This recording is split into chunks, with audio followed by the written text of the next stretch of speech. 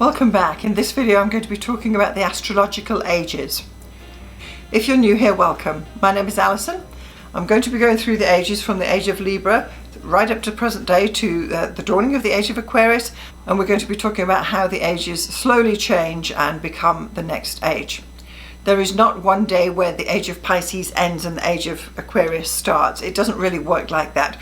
That's why we see the dawning of the age of Aquarius. It is slowly coming in, and there are markers and symbols and indicators that we are entering the age of Aquarius. By the same token, we're looking forward to the age of Aquarius and what that is bringing. We can look back and still see the age of Pisces very strong in certain areas, and some of these things are starting to fade. So where a generally Piscean type activity or belief system is slowly diminishing, we find now that the new age of Aquarius thinking and attitudes and beliefs are coming forward. So there's no real answer to when does the age of Aquarius start. I wouldn't like to say it's next Tuesday at 3, but the idea being that we are in this transitional period, and everyone who is alive today is living through this transition from the age of Pisces into the age of Aquarius.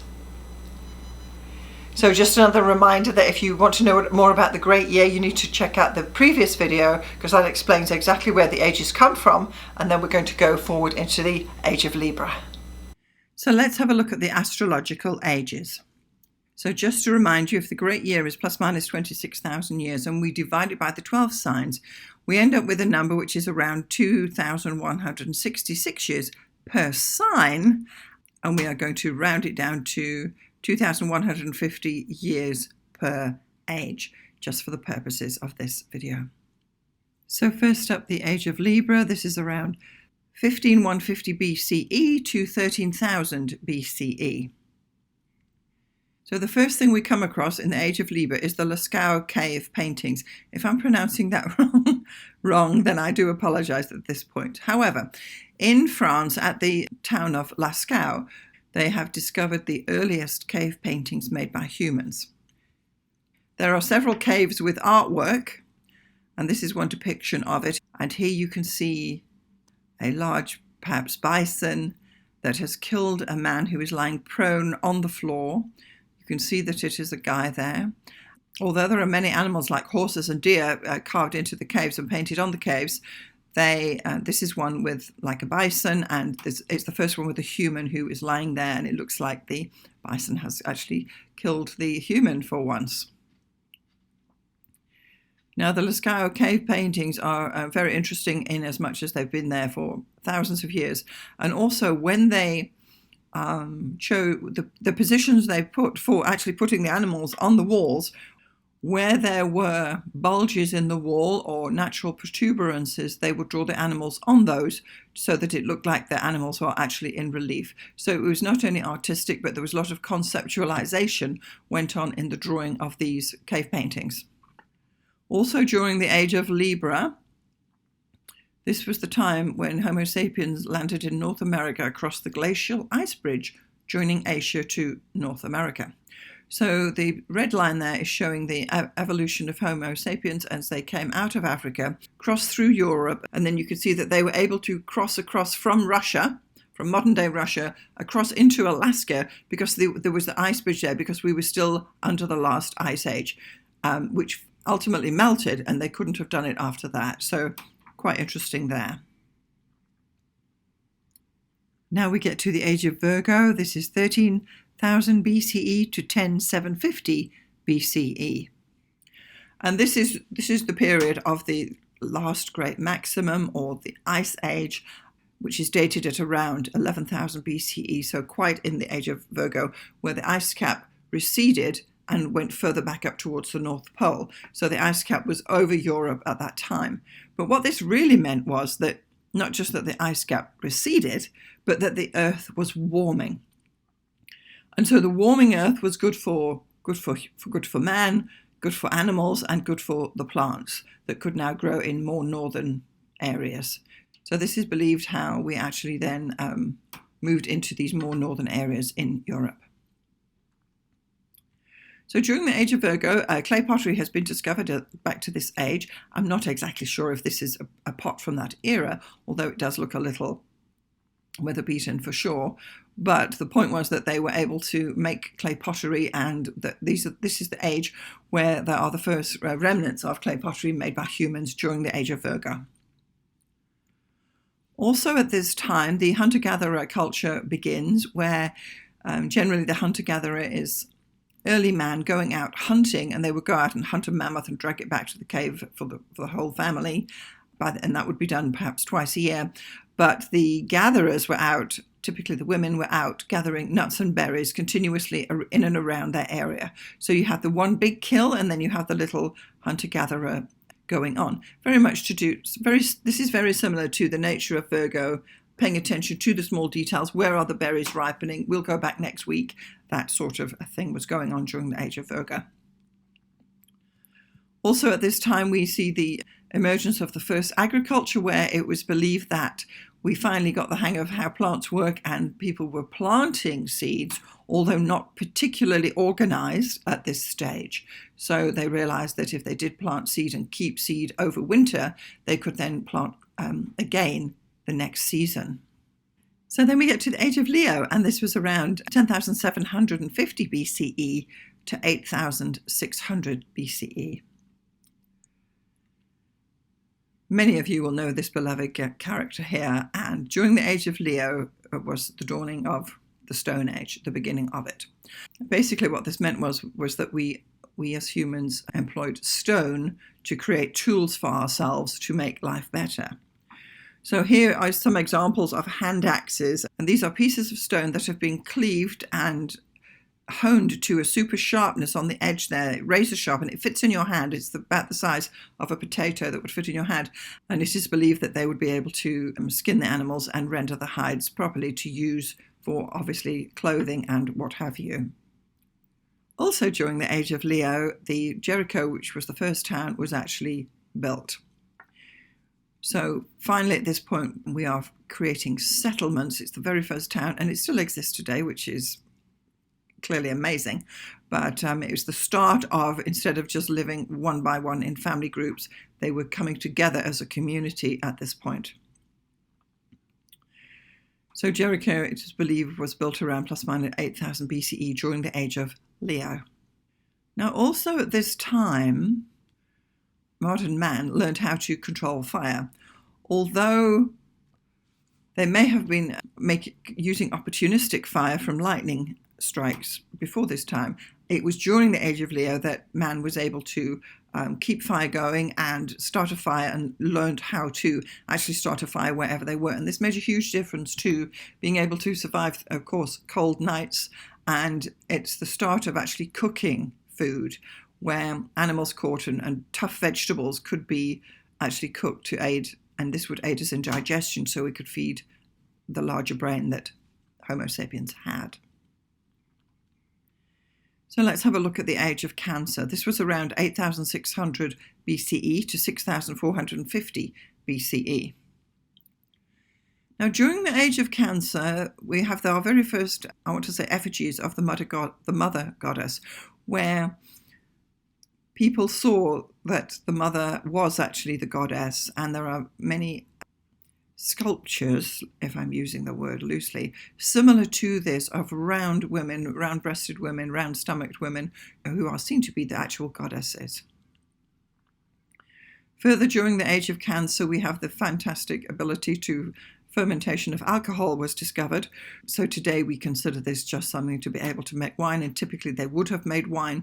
So the actual fermentation process was actually used on their vegetables like beans and peas, so they could make fermented vegetables that they could last over the winter, so they would have food and a variety of food during the winter, where these vegetables were quite scarce. So this is quite a movement as well. Well, it's all really about the cooking and the preparation and the preservation of food during the age of Cancer. Also at this time, it appears that food and protection was readily available, so whether or not people were still living in caves or were creating small dwellings for themselves, it looks like it was a combination of both, but the ability to maintain the food line so that there was enough for the whole village to survive through the winters was a huge step forward. And this enabled the family unit itself to thrive and to prosper. Also, during the age of Cancer, copper was started to be used. There are probably not this super shiny copper bowl that I have depicted here. However, there copper ornaments and knickknacks were found around, and primitive knives and spoons sort of thing. And there is some evidence of primitive cutlery, if I can use that word loosely. We definitely see the ability to handle copper during the age of Cancer. It is also believed that during this period was the invention of the wheel. Again, perhaps not such a fancy-dancy wheel as this one, but certainly the roundness of the wheel was used, and the conceptualization of the circle to be able to obviously transport things in barrows and so on was a turning point, literally a turning point, get it? Then we get to the age of Gemini. This was around 6450 BCE to 4300 BCE. Now, during the age of Gemini, there was much more increased trade. So, for example, if you were growing sweet potatoes, you could, 2 bags of sweet potatoes for a coconut or whatever it was, or I'll swap 2 chickens for your pig. So the actual ability to trade was there because there was an abundance from the harvest. This is the first time it had happened. So now if you did have an excess of sweet potatoes, you will be able to trade with the guy next door or the guy in the next village for whatever it was that they had specialized in. So trading in itself came up during the age of Gemini. Also at this time, writing evolved into common use. This is the beginning of writing, and this is, I believe, the very early cuneiform on a clay tablet, and this is quite a good example that has survived through the ages, and I'm told clearly that this is just saying, we love astrology, or something fantastic like that. Also, during the age of Gemini, communication with messages between people and tribes came up. So it is at this time that people were able to leave messages or ultimately say to people, oh, the good feeding ground is down the river at the big tree, and you go around the corner, walk towards the moon, or something. So that directions and knowledge could now be written down and communicated with other people. Rather than just living on the day-to-day what's happening, you could then be saying to others where you went, where the kill is, and where you should be going, which is quite interesting. So information and communication all came up during the age of Gemini.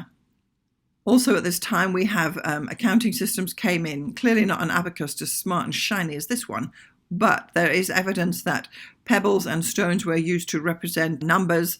Traders were able to count how many pigs and how many sheep and how many bags of grain you had brought in and what things were worth.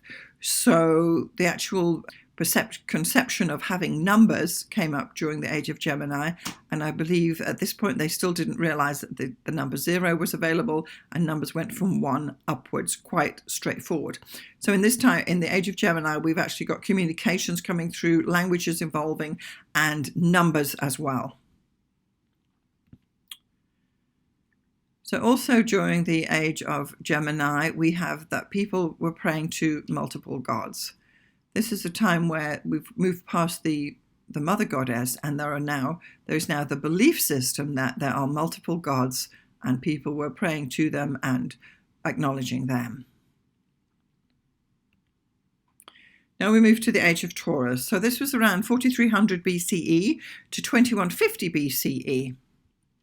So during the age of Taurus was the dawn of the Bronze Age, and bronze is, I believe, when you mix copper and tin together, you get bronze, which is a much harder metal than copper was. Bronze was able to be bent and molded into particular shapes, and there is evidence of ancient jewelry that was created from it as well, but they were using it to make knives and cutting tools to get them through daily life. During the age of Taurus, one of the big things on Earth that was created, and that was the pyramids. The Giza pyramids are generally believed to have been built around plus minus 2560 BCE. There are several pyramids in Egypt. There are several pyramids in South America, and in other places in the world. So these are massive monuments created in stone during the age of Taurus. Now in the age of Taurus as well, we have the concept of money and coins developing. So previously, where we were still bartering our 2 chickens for a cow or a pig, now there's the conception that we're going to put the value of 1 chicken to 1 penny, and therefore I can just carry these coins around and give them to you for the pig, and they are good to use elsewhere too. So the concept of money itself and the monetary system had its birth during the age of Taurus. Also at this time we have the Minoan and Mycenaean cultures developing, and their symbols, where a lot of their art was surrounding the bull as well. And astrologically, a real fun thing is that during the age of Taurus, they were building the pyramids and the hieroglyphs were good and strong going. The Ankh, which is a symbol for Venus, this is actually, apparently it means life in Arabic, I believe. I am subject to correction, and no doubt someone will let me know. But clearly this is the symbol for Venus. Now Venus is the planet that rules Taurus, and of course we still use this symbol today. Venus is the planetary ruler of Taurus, and there it is carved straight up on pyramids as well. Many pieces of jewellery I have myself have this symbol on them. Now during the age of Taurus, we actually found the consolidation of agriculture. Whereas before it was just we'll plant a few seeds and see and be here for the next season. It was during this time that they actually were clearing the land, and they were planting specifically fields of wheat, fields of barley during the age of Taurus, to actually get the produce from the land to feed the growing population. This was the time clearly of all the big megaliths, the pyramids. Stonehenge was built around this time, and other megaliths on Earth.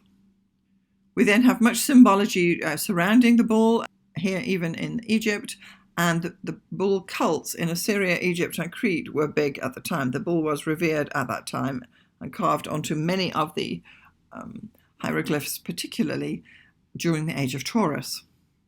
Then we get to the age of Aries. The age of Aries was from 2150 BCE to the year 1 CE, Common Era. So during the age of Aries, it's still straddling a little bit of time here. So the Bronze Age is still continuing on in Central Europe, but down in the Mediterranean, we actually find this is the time of classical Greece and Rome. Culture is definitely developed by this stage.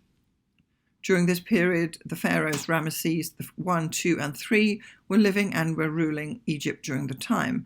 And of course, Ramesses is reflected in the ram, which is the animal that is the representation of the sign of Aries, which is different now from the bull of Taurus. During the age of Aries, we have the sacrificial rams and lambs, and there are many stories about the sacrifice of lambs. It is also believed that during this period that the religion of Judaism was finally formalized and brought together as a concept, and followers were there. This was around the 2nd millennium BCE that Judaism became more formal.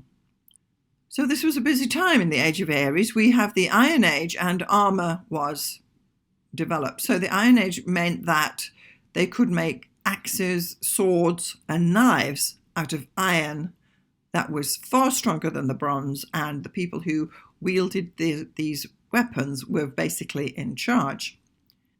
Armor itself was created at this time, and we see it in the Roman centurion, who actually has breastplates and helmets, and they were protected by this armor, which was only able to be done because of the actual Iron Age itself.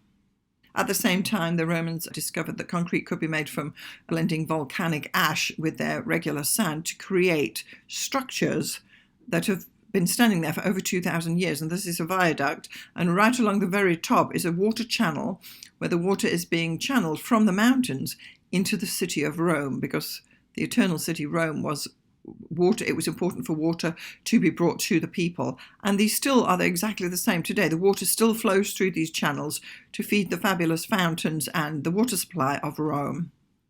More beliefs during the age of Aries came up with the advent of Buddha, and this was around the 4th to 5th century BCE. So let's have a look at the age of Pisces. So the age of Pisces started plus minus the year 1 CE to 2150 CE. The main belief of the Age of Pisces is Christianity, and the whole concept of Christianity and sacrifice and turning the other cheek is very much related to the Age of Pisces. During this period, spiritual cleansing by water was introduced, and baptism and being baptized, it started off, of course, in the River Jordan, but spiritual cleansing by water is still something that is practiced today. The belief is that you can be cleansed of your sins in rivers and born again into your belief system. Also in the Age of Pisces, we come across the fish symbol, which is we're still used today, and it is obviously often used as a symbol for Christianity as well. During this period was the life of Muhammad, 570 to 632 CE, and the development of that religion as well. So also during the Age of Pisces, we have this changing concept towards monotheism, which is the doctrine that, or belief that there is only one God. And even though there are several main religions coming through, the belief has now gone that there is one God, whereas during the Age of Aries, the Romans believed they had the god of war, the god of water, the god of the sea, and all the rest of it. So monotheism came in as a belief system during the Age of Pisces. Also at this time, we have the concept of universalism and global structure. So this was the time when, although humanity had been to every continent, we absolutely took over the globe during this last 2,000 years, during the Age of Pisces, and created global structures that clearly are still in place today. So now we get to the Age of Aquarius. So this age technically will be coming in 2150 CE to 4300 CE. So even here now at 2020, we are at the dawning of the Age of Aquarius. The big thing for the Age of Aquarius is the humanitarian role that Aquarius has, the fact that we come across that there's people everywhere. We're up to 7 billion and counting on the planet. And this shows that humanity itself is cared for during the Age of Aquarius. So during the Age of Aquarius, and I believe in the heralding the dawning thereof, was the actual when we managed to take control of electricity. And this was probably 150 years ago, but it's one of the early signs that the Age of Aquarius was coming in, because when we finally got to the point of electrifying our homes and businesses, the world changed. We turned into this modern age, the Age of Aquarius. Clearly, one of the big things for the Age of Aquarius is the internet. And even though this may have been developed in the 60s, it's really become mainstream in the last 20 to 30 years. Everyone on the planet is actually connected. It didn't used to be like this. So there has been the shift of this connectivity, that everyone is connected, and anyone with just a cell phone in some rural village in Africa is connected and kind of can find out all the information that comes through on the internet. So one of the new things that's coming in is the actual upsurgence of cyber currencies, mainly Bitcoin and the others too. So this is pushing back against the monetary systems that came in during the Age of Taurus. So what we're finding now is that, although I have to tell you, I don't fully understand how Bitcoin works, but cyber currencies in general are, no one owns them, no one controls them, and you can move money around the globe, whomever you are, and it can sometimes be incognito, nobody really knows. And it's a whole new system of handling money and handling the freedom that this type of monetary system brings. So this is still very much new. Many people are getting in on Bitcoin and using it, but it's not exactly mainstream as yet. You can't go down to your corner store and purchase stuff with Bitcoin. Well, not here in Vancouver anyway. One of the other major symbols of the dawning of the Age of Aquarius was, of course, the space program. And this was in the 60s when they landed on the moon. This is Buzz Aldrin in 1969. And this is one of the signifiers, one of the significators that we are entering the Age of Aquarius. One age doesn't end tonight and a new age starts tomorrow. There is a slow shift, as you saw with the precession of the equinoxes, how the vernal equinox is slowly shifting back through the ages along the celestial equator. So during our present time, and what is coming in now, is this movement of coexistence, of freedom of faith and individual expression, where whatever your faith is, it's not dominated as much now as it was in the last 2,000 years. So there is a shift now to freedom of faith and individual expression. This comes through that they have their own say about what they want to believe and not believe during the age of Aquarius. We also see this shift into the blurring of gender. This is very much an Aquarian thing that's coming up, or has been around for a long time, and it's becoming more mainstream as every year moves on. So basically the age of Aquarius is about Unitarianism, where everyone on the planet has a say. And although this particular image is showing humanity holding hands around the globe, that everyone is equal and humanity is important, this is very much a theme for the age of Aquarius. So there you are. I covered the astrological ages. We went from Libra up until present day to the age of Aquarius. Clearly, if you think about it, after the age of Aquarius will come the age of Capricorn and the age of Sagittarius, and they will develop over the next 2,000 to 4,000 years.